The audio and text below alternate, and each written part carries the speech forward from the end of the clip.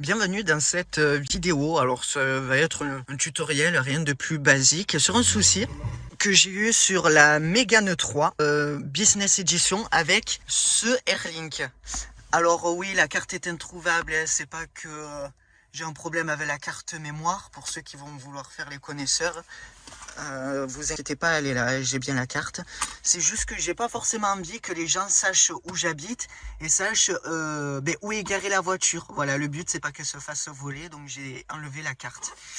Voilà, donc le souci que j'avais eu, c'est que le tactile de mon écran, voilà, Airlink ne marchait plus. J'avais plus aucun moyen de faire quoi que ce soit. Après une mise à jour, en fait, j'ai décidé de laver la voiture et l'écran, et en même temps, je faisais la mise à jour, et après, plus de tactile.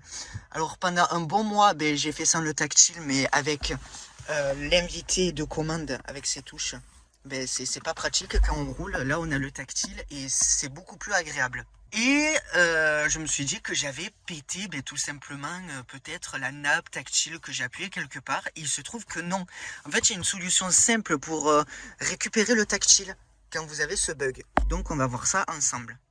Donc comme je vous l'ai dit au début, pour les Airlink des Mégane, Scénic et Laguna, surtout sur les modèles 3 de ces trois séries là, vous avez ce Airlink là, mais vous avez ça, cet invité là.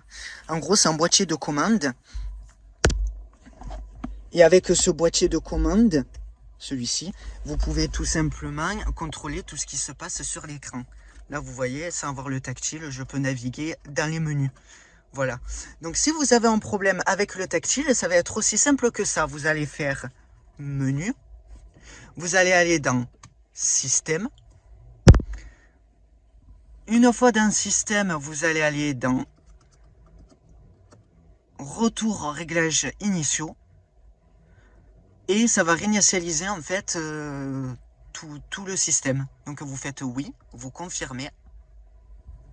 Donc la voiture, vous aurez toujours le son. Hein.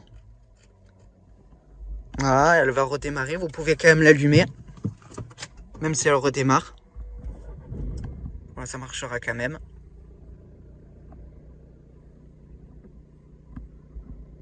Et là, faut patienter.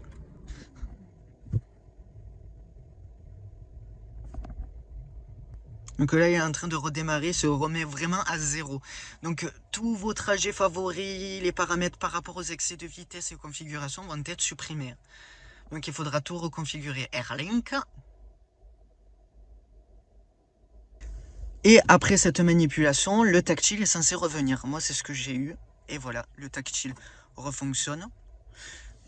Et par contre, vous verrez que dans mes réglages, il y a tout qui est parti. Voilà, il faudrait que je reconfigure mon Bluetooth, mon téléphone.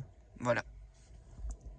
Écoutez, j'espère que ce tutoriel pour pouvoir récupérer votre tactile si c'est désactivé vous aura plu, puis vous aura aidé. N'hésitez pas à me dire en commentaire si vous, sur votre modèle, ça a fonctionné. En tout cas, je sais qu'avec celui-là d'Airlink et cet invité de commande là, on peut accéder quand même dans les menus. Et ça vous permet de réinitialiser les paramètres par défaut et donc d'effacer toutes les erreurs et de récupérer tout simplement votre tactile. N'hésitez pas à vous abonner, à liker, à partager et à me dire si tout refonctionne pour vous.